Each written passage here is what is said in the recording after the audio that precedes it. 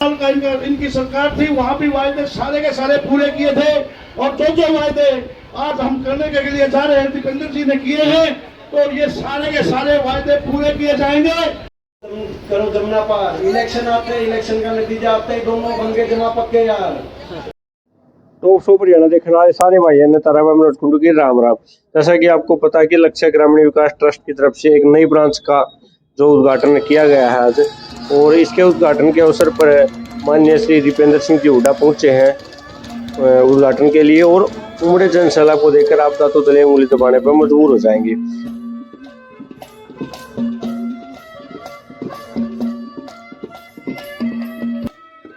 हरियाणा कांग्रेस के वरिष्ठ नेता मंच पर विराजमान हैं, चाहे सुभाष गांगुली जी की बात करूं मैं, बलराम कटवाल जी की बात करूं मैं, राजू लखीना जी की बात करूं मैं, महावीर कंप्यूटर जी की बात करूं मैं, धर्मपाल कटारिया जी की बात करूं मैं, ये सभी गणमान्य व्यक्ति मंच पर विराजमान हैं। जो आए भर्ती घोटालों के हेड चढ़ गए। हरियाणा प्रदेश का नौजवान दर ठोकरें खा रहा है, बेरोजगारी में सबसे ज्यादा बेरोजगारी का सामना कर रहा है। वही हरियाणा प्रदेश आज भ्रष्टाचार में प्रतीक बन गया देश में। ऐसा खुला भ्रष्टाचार हमने कहीं समझौता हुआ, इस आधार पर समझौता हम कैसे कराएंगे? प्रदेश को ऐसे आगे क्यों लेकर करो जमुना पार, इलेक्शन आते, इलेक्शन का नतीजा आते ही दोनों बन गए जमा पक्के यार। बन गए कि नहीं बन गए? दोनों बन गए, दोनों बन गए जमा पक्के यार। प्रदेश में बना दी भ्रष्ट सरकार, जनता के लिए हाहाकार, और महकमे बांटे गए और खुला खेल चला। ये नहीं कि काम कैसे हो, ये कि भाई कमाई अपनी कैसे हो। शराब का महकमा कौन लेते हैं, किसके पास आएगा? और हम क्या बताएं, ये बीजेपी और जेजेपी के विधायक ही बता देंगे। सारी बात कहानी सुनी है तो दादा गौतम बता देंगे कौन खोपर टेकड़ा जीवन लग रहा है, सारी रिपोर्ट ले रहा है। सही बात है ना? खुला भ्रष्टाचार, इस आधार पर समझौता हुआ, प्रदेश को आगे लेके जाने के लिए नहीं हुआ। और भ्रष्टाचार की भेंट चढ़ गई हरियाणा प्रदेश। आज बेरोजगारी में, भ्रष्टाचार में लूटने लगे, महंगाई में, हर घर का बजट बिगाड़ दिया। हमारे समय एक ऐड आती थी बीजेपी की, जो हमारी सरकार थी, 400 रुपए का सिलेंडर था, फोटो आती थी सिलेंडर की, और ऊपर लिखा होता था बहुत हुई महंगाई की मार अब की बार बीजेपी सरकार। मेरा विश्वास है सरकार बदली, सबसे बड़ी ऐड थी बीजेपी की, तो सिलेंडर 400 से सस्ता हो गया होगा, है? मेरा पूरा 400 से सस्ता हो लिया होगा, सिलेंडर नहीं हो लिया है ना? ताई तेरी नहीं मानूंगा, जची नहीं मेरे, क्योंकि आजकल दूसरी ऐड चल रही है। आजकल दूसरी ऐड चल रही है, महंगाई, भ्रष्टाचार, महंगाई हुई कम, भ्रष्टाचार हुआ, महंगाई हुई कम, बेरोजगारी हुई कम, बीजेपी में दम। तो या तो मैं ऐड की मानूं, ठीक बात है ना? या तो टीवी पे ऐड की मानूं या थारी मानूं। टीवी पे ऐड देख के तो मैं दिखता भाई सिलेंडर 400 से कम होगा, पत्रकार बाकी सारी ढोल तोलेंगे, बाकी तुम भुगत भोगी हो। तो आज हर घर का बजट बिगड़ गया, भ्रष्टाचार, बेरोजगारी, महंगाई, विकास की पटरी से उतर गया। लेकिन जो सबसे दुख की बात हरियाणा प्रदेश के लिए है कि ऐसी सरकार आई जो अहंकार और घमंड में काम नहीं भी करते, लोग काम चला लेते, हम और काम नहीं भी करते, सबका मान सम्मान रखते, सबका मान सम्मान रखते, सबकी सुनते, सबके दुख सुख की सुनते, तो भी चला लेते। लेकिन ऐसे लोग हरियाणा प्रदेश में इतने अहंकार में, भ्रष्टाचार में तो जुट गए और लोगों को भूल गए, और हर वर्ग का अपमान करने का काम किया। पहली बार हर वर्ग को इतना अपमानित होना पड़ा है। किसान एक साल तक, किसान आंदोलन में 1 साल तक सड़क पे बैठा रहा, 750 घरों के चूल्हे बुझ गए, चिराग बुझ गए, 750 लाश वापस आई धरनों से किसान आंदोलन में। लेकिन किसी ने सुध नहीं ली, किसी ने पूछा भी नहीं। हमारे जैसे जब देश की संसद में जाते थे, कहते थे कि इन किसान, ये भी देश के नागरिक है, ये भी इंसान है, आप इनकी बात नहीं मानते तो कम से कम संवेदना के 2 शब्द कह दो, सहानुभूति के 2 शब्द कह दो इनके लिए। आप कह दो कि आप इनकी बात नहीं मानते। लेकिन हमें दुख है कि इतना धरना देना पड़ रहा है, और एक लाशें जो वापस जा रही है 750, किसी का कोई बाप था, कोई किसी का बेटा था, किसी का भाई था, कोई किसी का पति था। एक घर में जाकर उसके बाद हम उसे आंसू पोंछते थे। और मैं धन्यवाद करता हूँ हुड्डा साहब का इस बात में कि पूरे देश में फैसला लिया कि इन परिवारों को अकेला नहीं पड़ने देंगे। 2-2 लाख की कांग्रेस विधायक दल की तरफ से सारे इकट्ठे करके 2-2 लाख की मदद करेंगे, क्योंकि उनको कोई पूछने नहीं आ रहा था। वो भी किसी का परिवार था, उनकी जाके हम मदद करते थे, आंसू पहुंचते थे। और जब जाके संसद में इनकी बात कहते थे तो संसद के अंदर मजाक उड़ाया जाता था, खिल्ली उड़ाई जाती थी, ताने मारे जाते थे, निशाने पे लिया जाता था, अपमानित करने का काम किया। किसान 1 साल तक बैठा रहा, किसान को अपमानित किया। गरीब मनरेगा का बजट 1/3 कर दिया। ग्रामीण चौकीदार, सफाई कर्मचारी करनाल में गए, उन पे लाठीचार्ज। हमारे प्रदेश का कर्मचारी अभी एक 2 हफ्ते पहले कर्मचारी जा रहे थे पंचकुला में ओल्ड पेंशन स्कीम मांगने, उन पे लाठीचार्ज। स्कूल के छोटे छोटे बच्चे 9 साल तक स्कूल में शिक्षकों की भर्ती नहीं हुई, बच्चों को धरना पे बैठना पड़ा। कोई ऐसा वर्ग नहीं जो इस सरकार में सड़क पर आया ना। स्कूल के छोटे छोटे बच्चों से लेकर बड़े बुजुर्गों की पेंशन कट गई, 5 लाख बड़े बुजुर्गों की पेंशन कट गई। उनको प्रदर्शन निकालना पड़ा, धरने निकालने पड़े। रोहतक में एक प्रदर्शन निकल रहा था, इसका नाम रखा जा रहा था कि थारा फूफा जिंदा है, वो मृतक घोषित हो गए थे। उनका प्रदर्शन का नाम था, आपने भी देखा होगा। बड़े बुजुर्गों से लेकर छोटे बच्चों तक, किसान से लेकर कर्मचारी तक, व्यापारी, छोटे व्यापारी से लेकर मजदूर तक, और मजदूर से लेकर खिलाड़ियों तक, हमारे देश की शान खिलाड़ी जो ओलंपिक के सारे मेडल विजेता, उनको भी बैठना पड़ा जंतर मंतर पे। और वो भी जब जंतर मंतर पे बैठे तो उनका भी अपमान एक बीजेपी के एमपी ने कहा कि ये एक विशेष प्रदेश से हैं। अरे ओलंपिक में जब मेडल जीत रहे थे, जब ओलंपिक में देश जन गण मन का गाना पूरी दुनिया में गूंज रहा था, तिरंगा पूरी दुनिया में ऊपर उठ रहा था, तब तो उनका कोई, वो कहाँ से आते हैं, कौन है, किस परिवार से आते हैं, उस समय तो कोई नहीं पूछ रहा था। लेकिन जब वो उनके मान सम्मान, इज्जत 9 साल से पदक लाओ पद पाओ नीति बंद पड़ी है। किसी एक खिलाड़ी को भी मैं पूछना चाहता हूँ, सरकार से इतना बड़ा अन्याय, 9 साल से एक खिलाड़ी को इन्होंने नियुक्ति नहीं दी। हमारे समय 780 खिलाड़ियों को अलग अलग पदों पे नियुक्ति मिली थी, हर बात से ऊपर उठ के मिली थी, और बिना भेदभाव के सबको मिली थी। जो आज खेल मंत्री हैं संदीप सिंह, उनको भी उस समय डीएसपी की नियुक्ति मिली। बबीता फोगाट को भी डीएसपी की नियुक्ति मिली। हमारी बहन को योगेश्वर दत्त, जो हमारे शान है देश की, उनको भी डीएसपी की नियुक्ति मिली। हर खिलाड़ी को मिली। आपने 9 साल से, हमारी बहन शाक्ति मलिक पिछले ओलंपिक में मेडल लेके आई थी, लेकिन उसको भी धरने देने के लिए जंतर मंतर पर बैठना पड़ा। और वो जब बैठी तो वो सारे खिलाड़ी बैठे तो उनका तिरस्कार। ऐसी कैसी सरकार है जो केवल तिरस्कार करने में विश्वास रखती, काम ना करते। हरियाणा का केवल तो ही हम काम चला लेते, लेकिन उन्होंने तो हरियाणा का ना काम किया, हरियाणा को विकास की पटरी से उतार दिया और सबका अपमान किया। इसीलिए आज मैं आप सबसे पूछना चाहता हूँ, 1 साल आपका सोचने विचारने का। हम तो लड़ रहे हैं इनसे, हम तो लड़ रहे हैं। अकेलापन भी महसूस होता है कई बार संसद में जब जाके इनके खिलाफ लड़ाई लड़ते हैं, क्योंकि हरियाणा में 15 सांसद है, 14 बीजेपी के, राज्यसभा लोकसभा मिलाकर।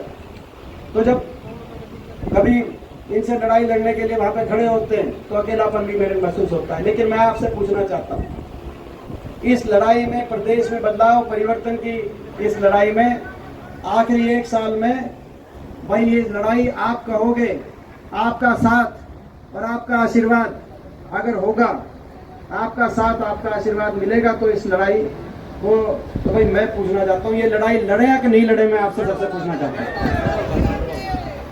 क्योंकि आज प्रदेश में लोग बदलाव चाहते हैं।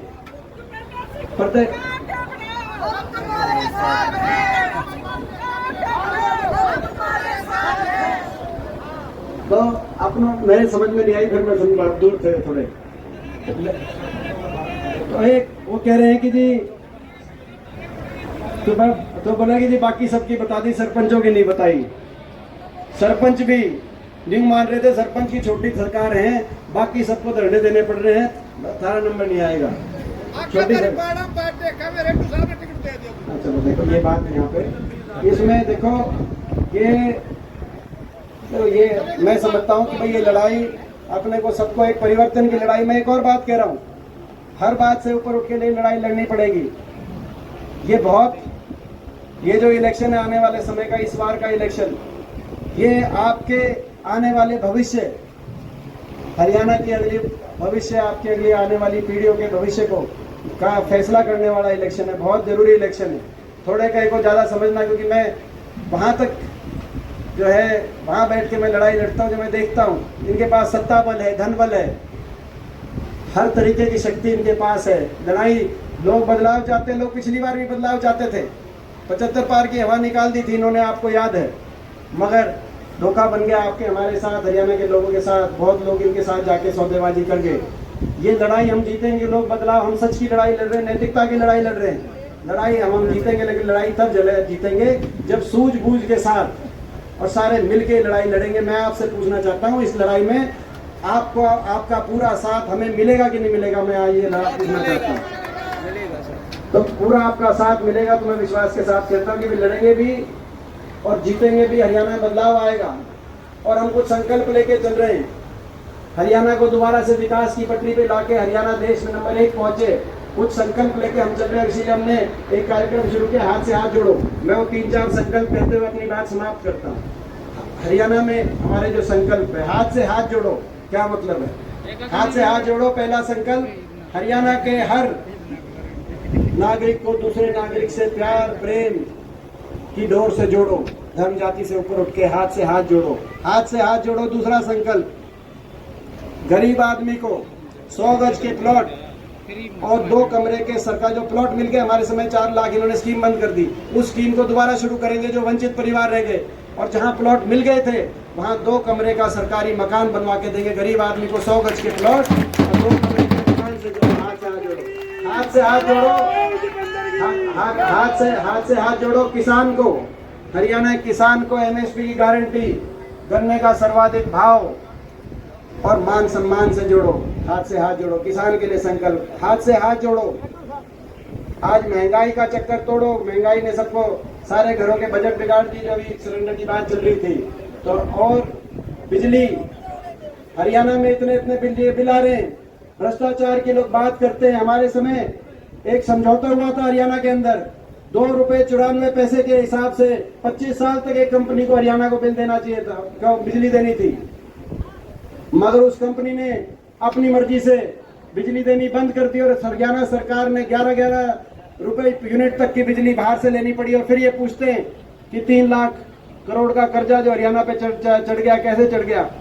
बाहर से बिजली लेनी पड़ी और हरियाणा के उपभोक्ता को देनी पड़ी। आपका और हमारा पैसा, हरियाणा के हर नागरिक का पैसा, और उस कंपनी को, बड़े उद्योगपति घरानों को फायदे पहुंचाने की बात करते हैं। आपको भी पता है वो कंपनी कौन सी थी, मैं नाम नहीं लेना चाहता, ये बात करते। खैर, मगर जैसे पिछली बार सरकार बनते 1600 करोड़ के बिजली के बिल माफ किए थे, ये भी हमारा संकल्प है। हाथ से हाथ जोड़ो, यानी कि हर हरियाणा के परिवार को 300 यूनिट फ्री बिजली से जोड़ो। हाथ से हाथ जोड़ो, ताकि एक महंगाई में एक राहत मिले। हाथ से हाथ जोड़ो।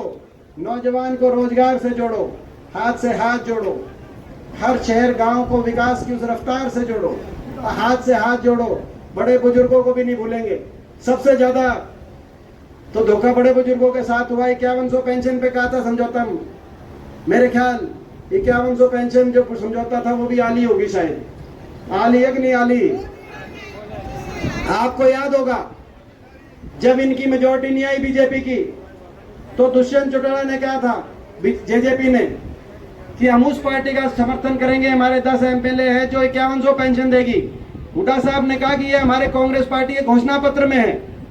हम उस समय 2019 में कहा था कि हम 1 नवंबर 2019 से देंगे, यानी कि आज से 4 साल पहले शुरू हो जाती, और हर साल बढ़ाएंगे, आप हमारे साथ आओ।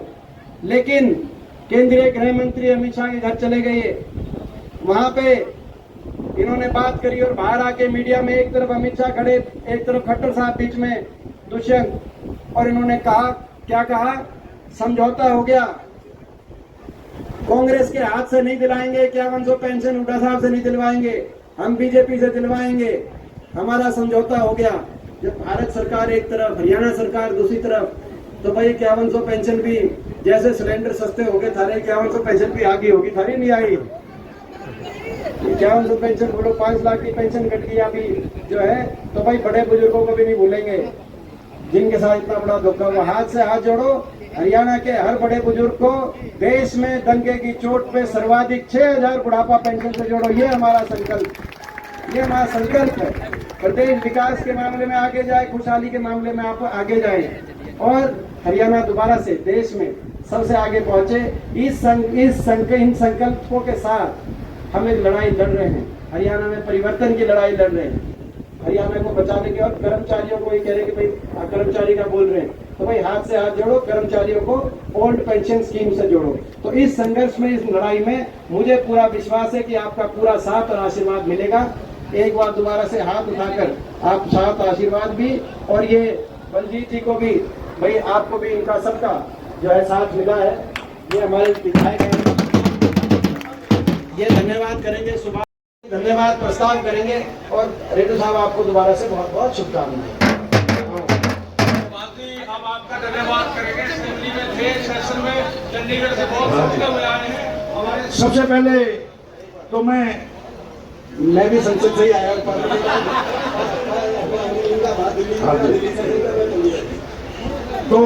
सबसे पहले तो मैं लेट आने के लिए आप लोगों से माफी मांगता हूँ कि ये चौधरी भूपेंद्र सिंह हुड्डा और दीपेंद्र सिंह की भी गलती नहीं छोड़ते।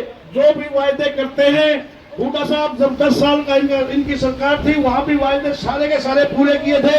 और जो वायदे आज हम करने के लिए जा रहे हैं, दीपेंद्र जी ने किए हैं, तो ये सारे के सारे वायदे पूरे किए जाएंगे।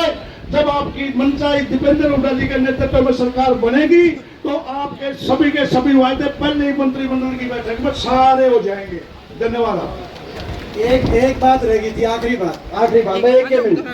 देखो चोरी छुटरा में क्या करते हैं कि भाई बोलना ले सीख, अपने को पहचानते। मैं जीन वालों से पूछना चाहता हूँ भाई एक ये एमएलए को देख के याद आ गई, एक सीट आ रही है हमारी केवल जींद में, इक्के में। तो भाई मैं एक बात बताओ भाई, मैं जींद के, देखो भाई मैं जींद सारे जींद वालों से पूछना भाई, अपने पराये में जो पहचान भाई कौन आपका है, कौन भाई 5 की 5 सीट जींद में। देखो भाई ये एक बार ये देखो, ये इसमें किसी का नाम या किसी का वो मत लो आप। इसमें देखो नहीं तो लड़ाई नहीं जीती जाएगी। इनके पास सब कुछ है, हमारे पास तो आप हो। हम लड़ने लग रहे हैं और अपने सबके भविष्य के लड़ने लग रहे हैं। इसमें अपने को थोड़ा अनुशासन से चलना पड़ेगा, इन बातों से ऊपर उठ के चलना पड़ेगा। मगर भाई जीन भाई ये बताओ, जीन जीत के अपने बुराई की पहचान करते यकीन कर दोगे?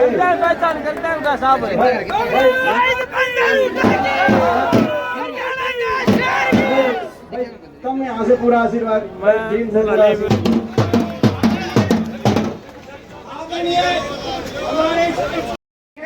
पेमेंट है इस ट्रस्ट के, ग्रामीण विकास ट्रस्ट के जो संस्थाओं में वो स्वागत कर रहे हैं। मोमेंटो चादर उठा करके आ गई है दीपेंद्र जी का।